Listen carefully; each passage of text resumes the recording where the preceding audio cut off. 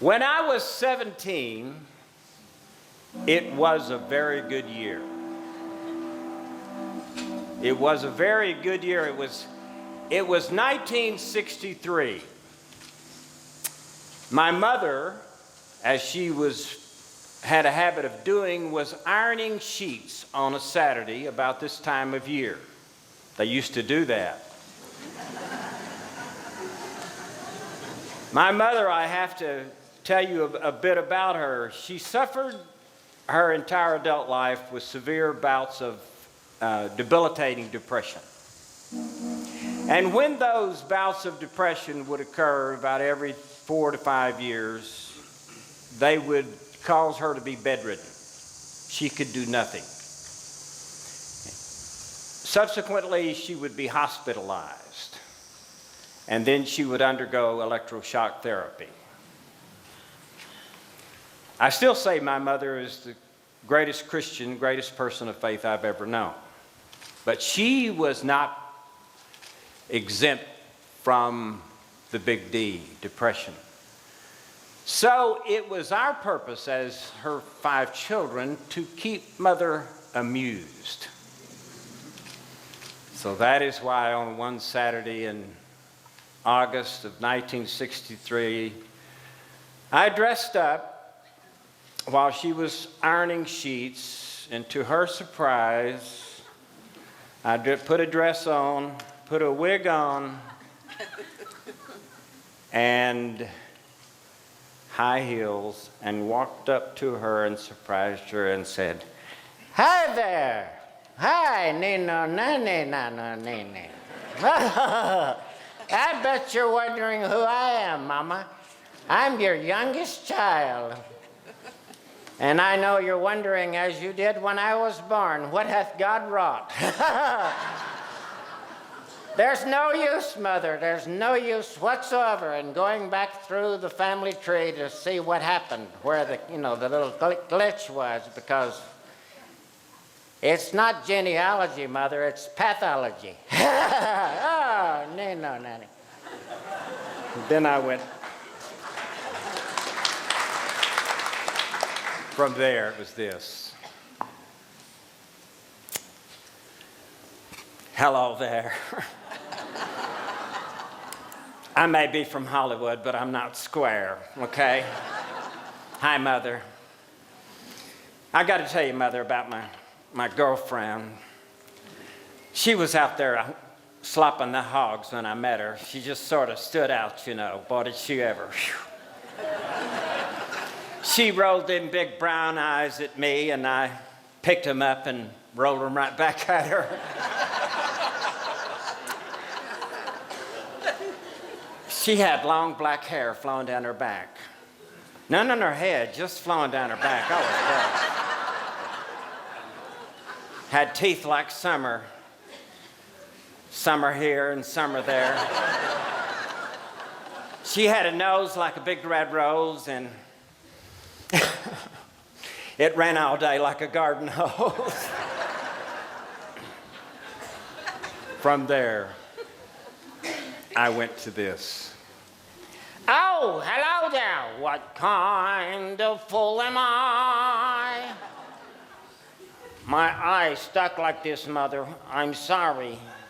Mother, you really gave birth to me in Hoboken, New Jersey, That's why I talk this way, And, Mother, you know that I was the most handsome guy in my class, last year? Of course, I was the only guy in the class.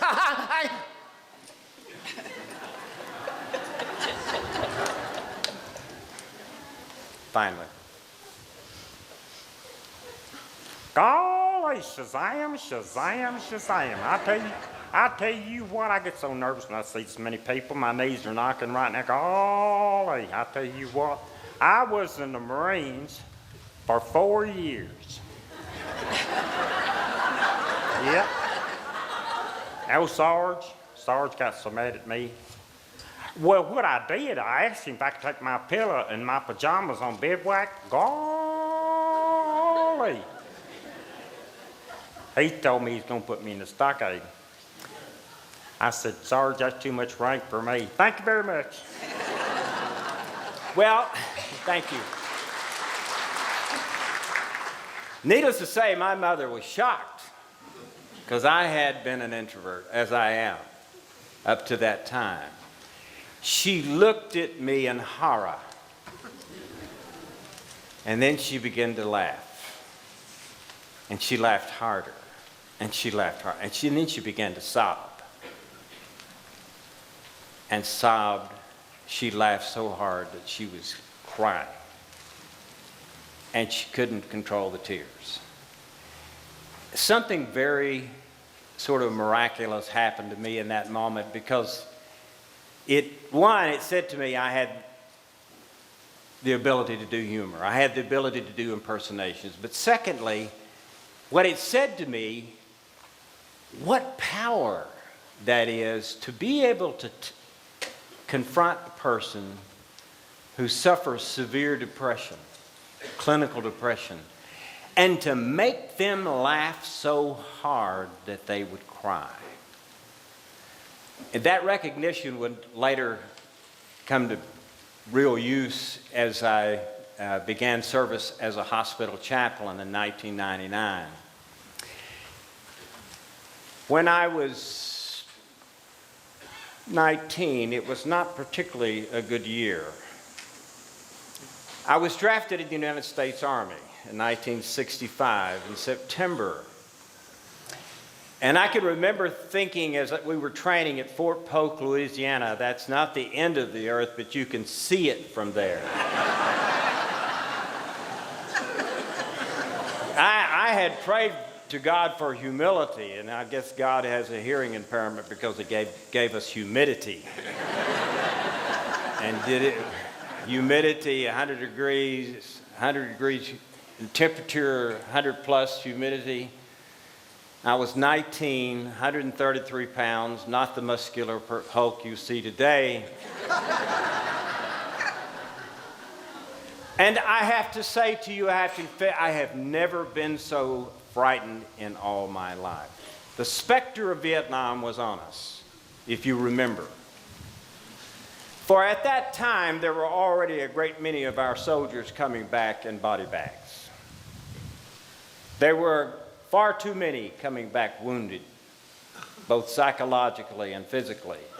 And so as we trained, as those sergeants pushed us to the nth degree to get us psychologically ready to kill and to avoid being killed, I had to tell you, down deep, I was scared to death. But humor helped. Those were some of the funniest times of my life. We managed to pull off the kind of antics, the kind you just had to be there to appreciate the humor, you know? And I'll give you a rendition of that kind of humor as I regress back to those years. Hello, friends. My name is Al Staggs, and I want to tell you I am a fighter for the democracy. I fought and fought and fought and fought, and I still had to go. When I went into the service, all these here, the smart alecks were sitting over in the corner saying, "Ha, ha, ha, look what the wind blew in." And I said, "The wind? Nothing, it's the draft that's doing this."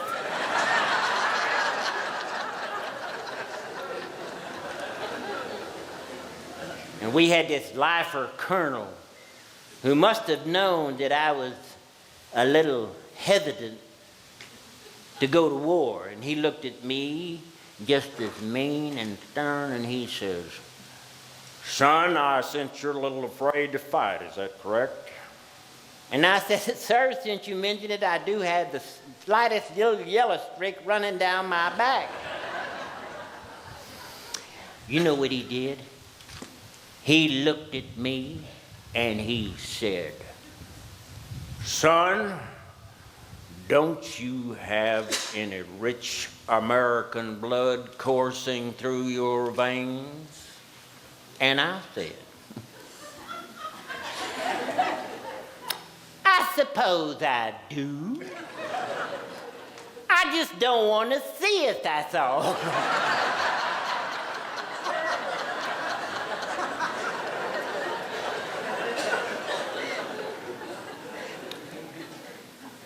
We was marching on the boat to go to Vietnam. And the boat was rocking back and forth and back and forth and back and forth. And everybody was kind of leaning over the rail, kind of doing their own thing. You know what happened? This here smarty come up alongside of me, and he went, whoop! What's your matter, buddy? You're not doing so good? I said, I don't know. I'm throwing it about as far as anybody else is.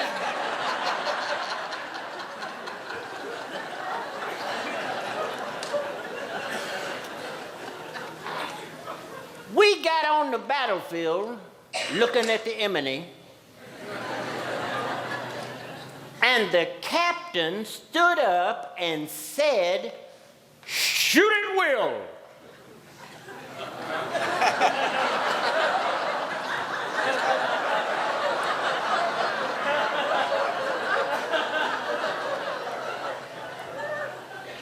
I didn't know nobody named Will.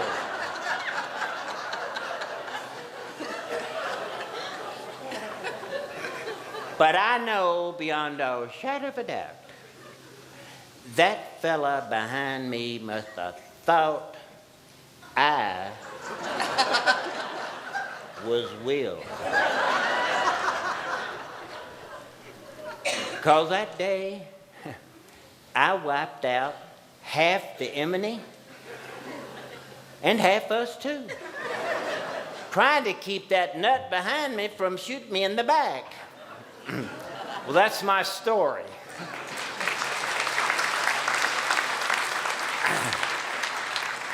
They shouldn't let guys like me go. 1983, at age 37, was a very good year. That was the year I had the great privilege of studying at Harvard Divinity School under the Charles E. Merrill Fellowship, and then stayed on through the summer and through the fall of '83 to finish a Master of Theology under the direction of Harvey Cox. During that year, I became acquainted with people like Henry Nouwen, Helmut Kester, Peter Gomes, the names go on. And such a rich experience. And what I was interested in studying was liberation theology. Go figure. I was a Southern Baptist pastor from Texas, Central Texas, studying Latin American liberation theology. Boy, have you completely lost your mind. But I really was interested in it, and what I discovered by studying the various streams of the liberation theology, you know, the Latin, black, feminist, South African, Jewish liberation theology, and they go on, the list goes on. One precept or one concept I learned in studying the liberation theologies and also post-Holocaust theology, which is a rich field, is how important humor was in those disciplines. In studying a bit of black liberation theology, I heard or read Cornel West say that the slaves practiced what they called subversive joy. They had something on the massa. It was a kind of joy that was a form of protest that dared to believe there was a better world. That dared to believe, in spite of the horrific oppression, that the spirit could rise above and transcend the awful horror of the present tense. Subversive joy. I love that. And then studying post-Holocaust theology, I came into contact with Elie Wiesel's wonderful writings about the importance and centrality of laughter and humor. And Wiesel says, as he's quoted by Jacqueline Bussey's great book, The Laughter of the Oppressed. I encourage you to get that book if you want to see a great scholarly work about the importance of humor. Jacqueline Bussey, The Laughter of the Oppressed. And she talks about how Wiesel complains about the subservience of a character like Job. He says that Job was far too obedient. He should have complained more. He should have protested to God instead of just more or less rolling over and accepting that this was the way it was going to be. He should have been more like Isaac, who laughed. For that's what Isaac means, the one who laughs. Wiesel said he should have protested at least through laughter and not acquiesce as did Job. Wiesel goes on to explain in this understanding of laughter that when we try to understand the horrific acts of such as what happened in the Shoah, we have difficulty determining where God was in the midst of all of that horror. And you know that Wiesel has spent his life trying to answer that question. But he says, at some point you can't explain it. That life at that point becomes a paradox. It's something that you can't even write about any longer. He said that is where laughter comes in. At that in-between, it is something to be laughed at. It is that ability of the Spirit to rise above and to say something is really messed up here in this creation. And I hold God responsible, but until I get an answer, I'm going to laugh at the conundrum. There's the story of Emil Fackenheim, the philosopher who was an Auschwitz survivor. And his story and others who survived the horrors of the Holocaust are documented by a man named Steve Lippman in a book called Laughter from Hell, The Use of Humor in the Holocaust. And Lippman concedes there's no way you could put the humor and the Holocaust together. There's no way they can be in the same sentence. But he said he discovered through people like Fackenheim and like Viktor Frankl, the world-renowned psychiatrist who wrote Man's Search for Meaning. Viktor Frankl said, humor helped us to rise, to transcend our lot in life. It gave us some distance. He said it was one of our weapons of self-defense in the horrors. And you already heard about Elie Wiesel, but there are others who basically said the same thing, that humor was a part of the arsenal of defense. Laughter thus testifies to the reality of God and both to the reality of suffering. Bussey goes on to say, Christian theology has made no systematic inquiry into the laughter of those who suffer, not even to the laughter of its own believers. And she goes on to say that we're indebted to our Jewish sisters and brothers for helping us to understand the place of laughter. Out of that experience at Harvard, I began to do one-person characterizations. And two I want to tell you about today is, one of them was Clarence Jordan. Now, you may know about Habitat for Humanity. Clarence was a Southerner and from South Georgia, and he started an interracial farm in 1942 in South Georgia, which made him an enemy of practically every white person in Georgia. Despite the persecution he had endured as a white man working for integration, he had this wonderful sense of humor, and I'm going to tell you a story that Jordan tells. I was preaching in this church in Georgia, one of those antebellum churches, and in the middle of my sermon, this big old white farmer stood up and said, "Don't listen to Clarence Jordan, he's a communist." And I looked at him and I said, "How come you call me a communist?" He said, we all know down at your farm, your interracial farm, y'all kind of rolled out the red carpet for a labor leader, a known communist. So I looked at him and I said, you mean to tell me that because we more or less rolled out the red carpet, as you say, for a labor leader, that makes me a communist? And the farmer says, you mighty right. So I said, let me get it straight. That means if we were to roll the red carpet out for you, that would make me a jackass.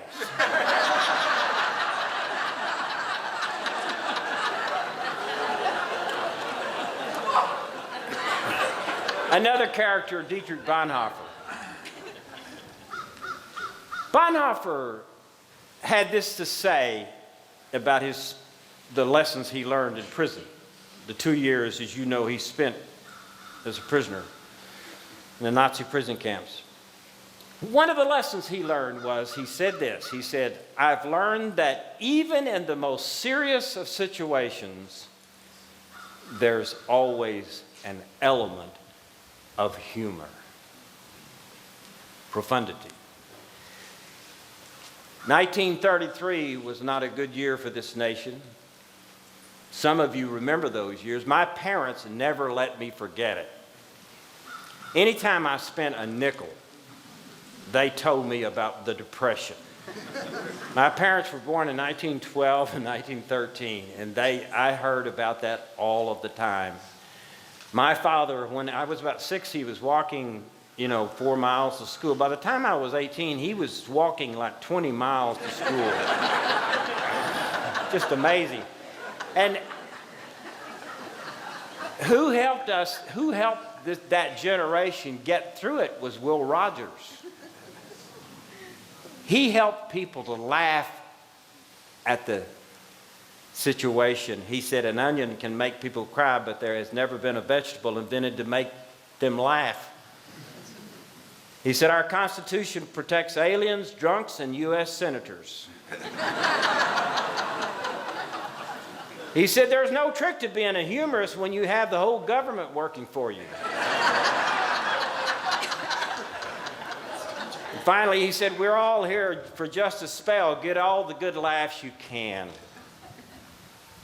I just finished a one-person presentation characterization of Abraham Lincoln. And I had to enter into a depression zone in order to try to encounter this man whose melancholy is well documented. And Lincoln said that humor gave him relief. He said, if it were not for jokes, I would die. In 1986, my late wife, Vicki, was diagnosed with Clark's level malignant melanoma. At the time, we were living in Portales, New Mexico, where I was pastor of First Baptist Church. We sought out the best help we could get, and someone encouraged us to go to Houston to see a man by the name of Dr. John Stalin, a world-renowned melanoma specialist. Dr. Stalin sat us down in his office, the gentleman he was, and he looked at us and he said, we've got several regimens we're going to use. But he said, I want to tell you one thing that we do here at the Stalin Clinic, and that is we have a cart with humorous videos, and we want you, Vicki, to watch a humorous video every single day with the same regularity as you take your medication. He said, we follow the principle of Norman Cousins' benchmark work, Anatomy of an Illness. You know that work where Cousins basically was able to check himself out of the hospital to get off pain medication by reading humorous material and watching humorous videos. Voltaire was ahead of Norman Cousins. Voltaire said the art of medicine lies in amusing the patient while nature cures the illness. Vicki passed away in April of 1998, but I recall her exhibiting that sense of humor one day after, it was a couple of days after having had brain surgery. She asked me to go home from the hospital and get something for her. And I said, but where is that? And she looked at me and she said, listen, I'm the one who's had brain surgery. She never missed a moment. In 1999, I began my service as a hospital chaplain. And it was an exodus from the pastorate after 24 years. And what I discovered when I became a chaplain is that I had left my humor somewhere. Because as a pastor, you're supposed to be reverent, holy-fied, look dignified, at least look dignified. And you're not supposed to joke, as I discovered when I would do impersonations in my sermons. That greatly offended many Christians, at least Baptists. But when I became a hospital chaplain, the gates opened. And I expanded my repertoire to include people like this. Hello, Vern. This is your old buddy, Ernest P. Worrell. Know what I mean? I went to Hollywood, California, and who would I meet but Cindy Crawford? And you know what she said to me? Kiss me, Ernest. Kiss me, Ernest. I said, lady, you couldn't pay me to kiss you, but I'd do it for free. You know what I mean?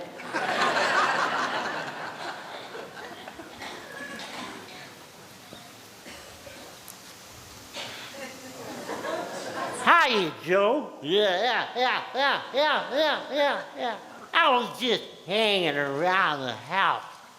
Welcome to the office. I got an announcement to make.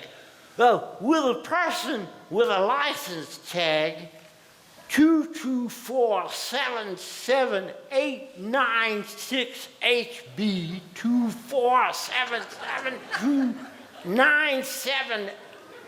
2477297A2462. Please move your car. Your license tag is blocking the driver. Yeah.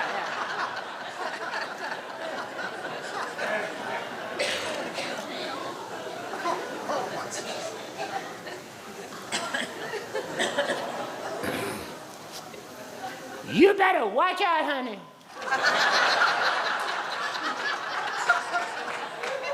What you say? My name is Georgie. I'm the wife of the pastor. And if you say anything critical against my husband, I knock your lights out. I'll send you to Jesus today. Woo, what you say?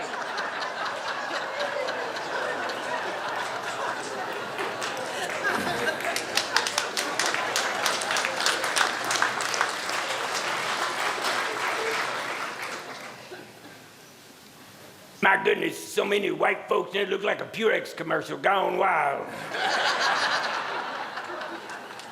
I haven't seen this much white meat since our Thanksgiving turkey exploded. I gotta confess to y'all, I've been very depressed, very depressed. I went to see a psychiatrist, talked to him for 2 hours. He said, Red, I hate to tell you this, but you're crazy. I said, I'm gonna get a second opinion. He says, okay, you ugly too.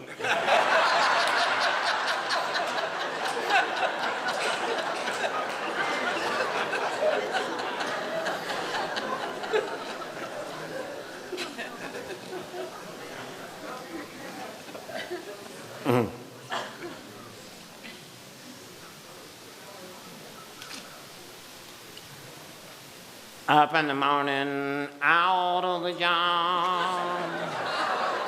Work like the devil for my pay. While that lucky old son got nothing to do but roll around heaven all day.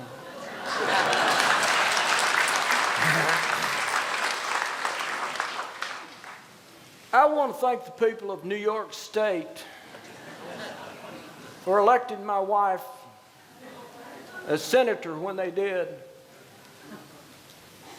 They sent her to the Senate and got her out of the House. Thank you, thank you, thank you, thank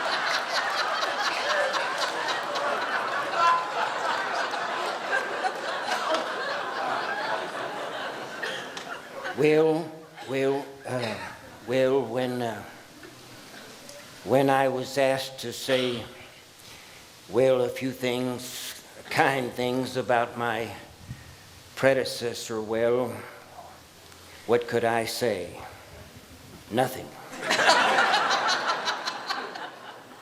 Rosalind, I'll send you our greetings. Nuts to you. Peanuts, of course. Thank you so much. Come to Plain, see us. President of the United States, that's nothing. I was president of Texas.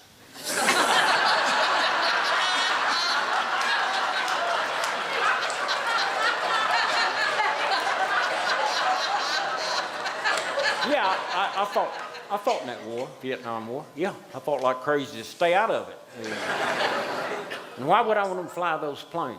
Why would I want to fly those planes? I could drink a fifth of Jim Beam a bit higher than that.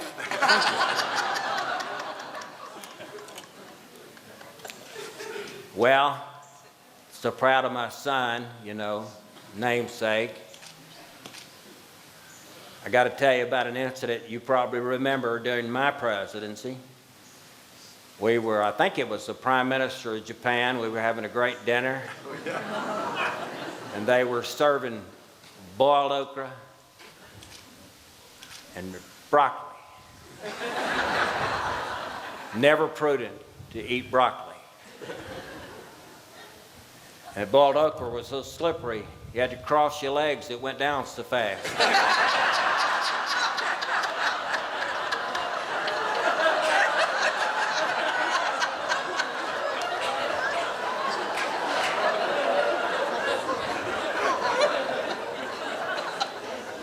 Continue eating the broccoli.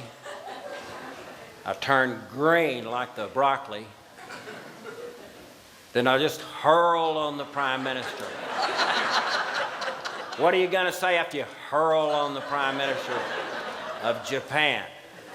I thought about it, meditated on it, turned to the Prime Minister of Japan. I said, "That's for Pearl, that's for Pearl." There you go.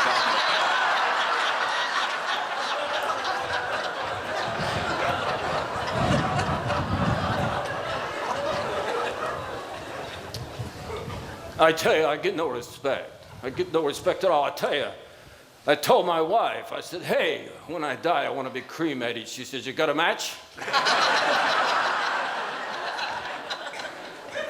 And I was feeling kind of amorous. I said, "Hey, how about us getting into the sheets?" She joined the clan.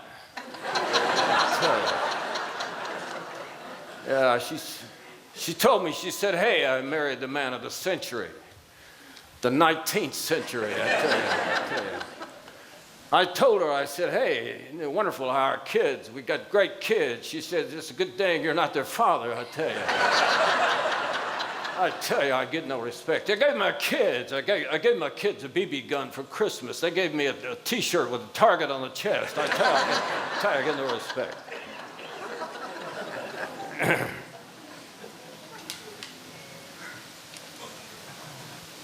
Good heavens.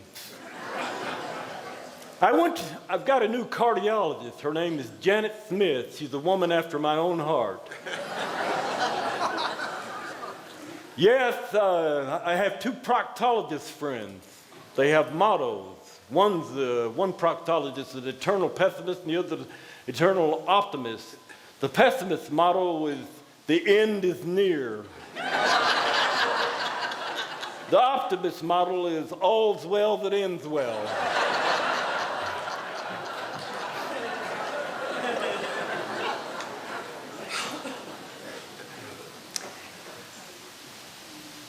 A few months ago, I wrote in a book that's on sale, their advertisement, called Fragments of Life. And I wrote this about laughter and about what we lose in growing older. It's called maturity.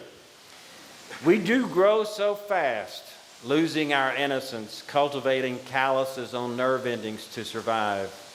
And when did we last cry?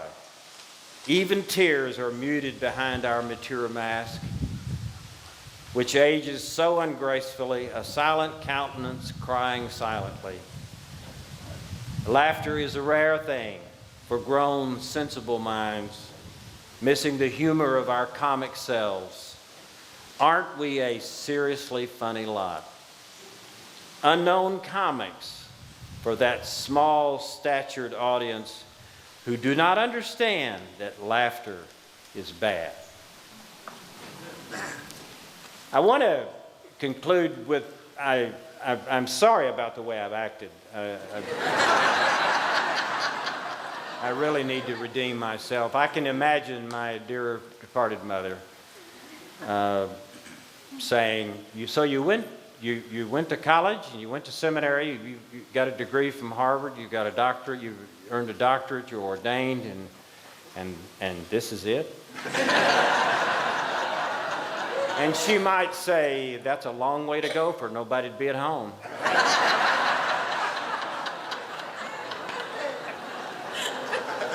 So I want to try to redeem myself with I always love poems, to use poems in my sermons, and this is a few of them. Hickory dickory dock. 3 mice ran up the clock.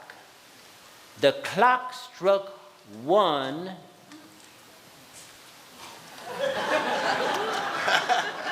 and 2 escaped with minor injuries.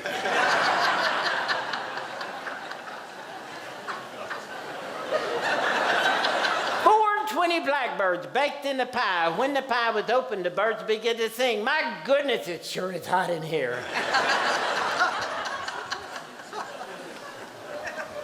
The lightning flashed, the thunder roared, the earth was all a-shaking, and the little pig picked up his tail and ran to save his bacon. Glug, glug, glub your boat gently down the stream. Ha, ha, fooled you all, I'm a submarine. Mary had a little lamb. Its fleece was black as soot, and everywhere that Mary went, her sooty footy put.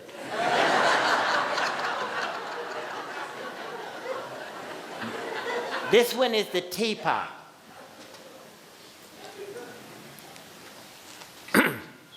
I'm a little teapot, short and stout. Here is my handle, and here is my...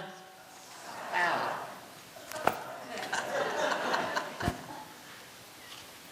I'm a little teapot, Georgia. Here is my handle, and here is my...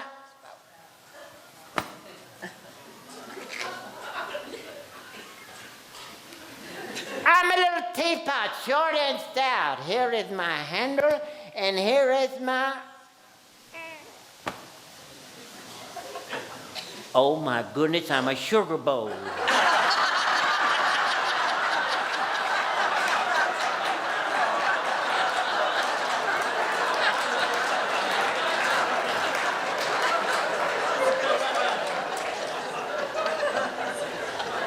A few closing thoughts.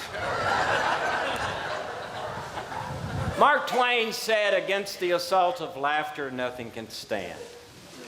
Henry Ward Beecher said, a person without a sense of humor is like a wagon without springs. They're jostled by every pebble in the road.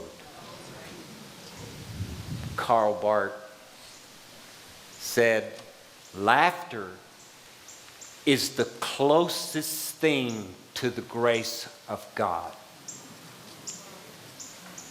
Reinhold Niebuhr said, humor is a prelude to faith, and laughter is the beginning of prayer. Can't beat that. In closing, I want to say a tribute to my departed mother. I'm here, Mom, because you gave me life. And you affirmed me in my hilarity. And Mom, you're here. You're here. And the message I heard from you, Mother, after you had departed was, son, live life with joy.